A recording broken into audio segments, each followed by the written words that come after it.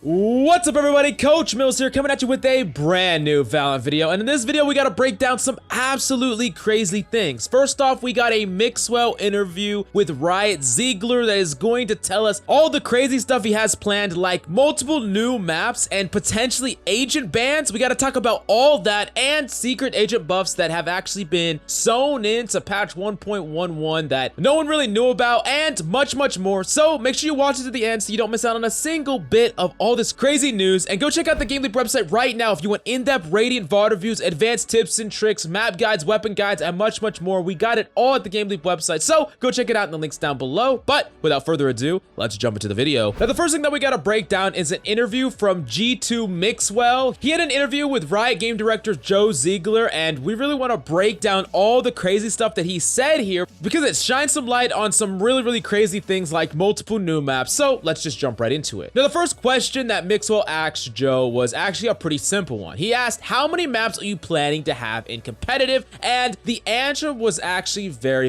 interesting from Ziegler. He stated this, quote, "We haven't really determined yet because we don't have enough right now. We'll be the first to admit it. Right now, we're releasing the 5th map. We have enough, I think, to win a best of 5, but we don't have enough for some sort of level strategic positioning of how many we'll have past that. We're trying to accelerate the next few maps because we feel like getting to 7 is a good starting point to now begin to think of how many of these would we want to carry into our competitive map pool. And then once we get past that, we can really begin thinking if we're gonna leave maps out of the competitive map pool, if that makes sense. Right now, we're sort of thinking about how do we get to that point of having 7 just to start off with that conversation. Now, this is absolutely crazy and it really reveals a lot of different things to us. First off, they want to expedite the amount of maps that get released like right away, which is something that most of us can agree with. Honestly, we would much rather get actual maps than agents. And I understand that agents are marketable, they're flashy, pun intended, and it's really easy to get people to come to the game, you know, when you're showing off an agent, and not as much with maps. But for those of us that play this game competitively, having only 5 maps is just not enough. And I think that not only for us ranked players, but for the pro scene, having at least 7 maps is a great starting point, and I think Ziegler agrees with that point, and that's why they're trying to expedite the maps. On top of that, afterwards, we're gonna actually have maps that we can leave out of the map pool, which will be absolutely fantastic to have some maps just completely excluded from the map pool. And then if you wanted to tweak a map, you could take something like Split out of the map pool because it's super defensive sided, tweak the map a little bit while it's out of the map pool, and then reintroduce the map as a changed map into the competitive environment. It's a really cool thing that they could start doing in the similar way that they do with like CSGO maps. And I'm really excited that they're expediting this whole process because I didn't want to have to wait multiple months to get a new map. I mean, we would have to wait like 3+ months at this point to get another map past Icebox, and I really think that map should be the biggest priority, and I'm glad that they're prioritizing it as well. But definitely let me know what you think about this in the comments down below. Now, the next thing that they really touched on that Mixwell asked is about agent bans, and he asked to Ziegler, are they going to be something in the future? And Ziegler's response is actually pretty interesting here. He said this in quote, "I think right now we're not doing that, but I think that the future we may think about it. It really depends on how much it adds to the game versus subtracts to the game.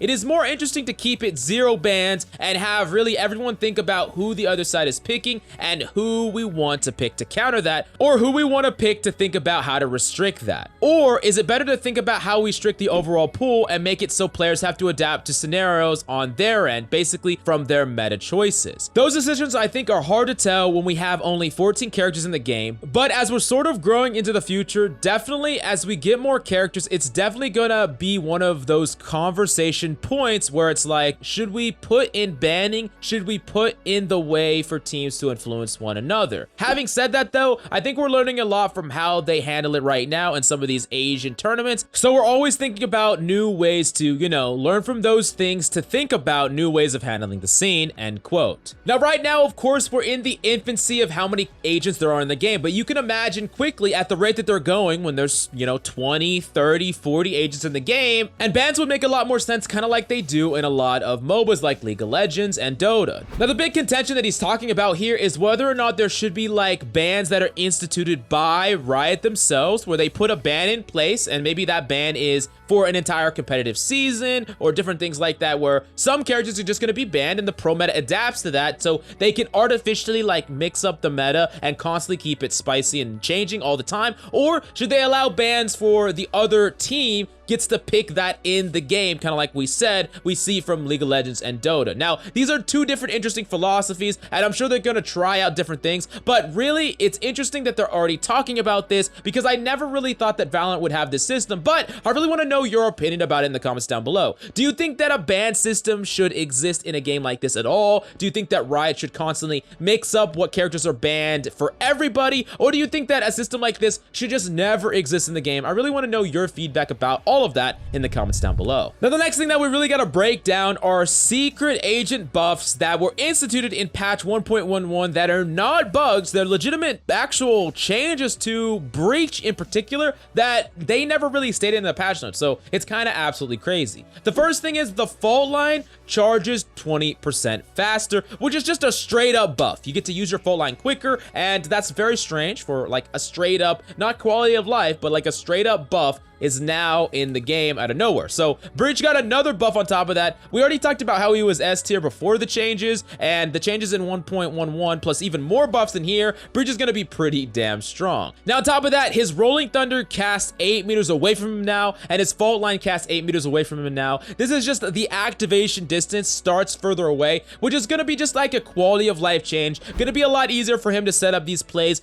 from behind a wall, and it's just like a nice little quality of life. Not really necessarily a big buff, but it's just gonna make him feel better overall. But it's really strange that these changes kind of went through without ever being acknowledged, and that's a little bit weird to say the least, but it's nice. If you're already a Breach main, you got a couple small little buffs to add to an already very, very powerful agent. Now, the next thing that we gotta break down is why you are so inconsistent in Valorant. And Summit1G actually has been grinding Valorant recently a lot, and he posted something that a lot of people really resonated with, and he stated this on Twitter. I don't understand why CS and now Valorant are the only games that I have such huge swings on skill-wise. I'm a completely different player every other day. Honestly, don't think it's worth my trouble anymore to try and gain that consistency. Now, I know that a lot of you have probably felt this way. In a game like Valorant, it just feels like sometimes you're on and sometimes you're completely off, and players are often trying to find the reason why. But a actual top tier CSGO pro named